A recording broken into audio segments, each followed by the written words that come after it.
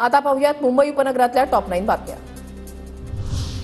हवामान खात्याकडून मुंबईला अतिवृष्टीचा इशारा। रविवार ते मंगळवार या 3 दिवसांमध्ये किनारपट्टीसह पश्चिम घाट परिसरातही अतिवृष्टी होण्याचा अंदाज।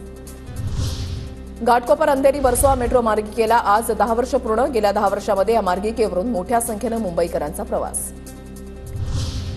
मुंबईतील मेट्रो 2 अ आणि मेट्रो 7 मार्गिकेवर दैनंदिन प्रवासी संख्येमध्ये वाढ। दैनंदिन प्रवासी संख्या 60,000वर पोहोचली।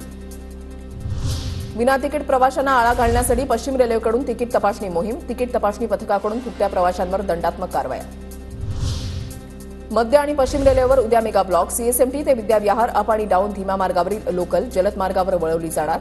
रेल्वे रुळांची दुरुस्ती, सिग्नल यंत्रणेच्या तांत्रिक कामासाठी ब्लॉक।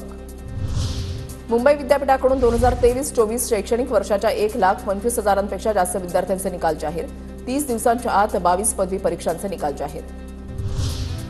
मुंबईतील मलबार हिल जलाशयाच्या पुनर्बांधणीचा प्रस्ताव अखेर रद्द। जलाशयाची दुरुस्ती करण्याची शक्यता।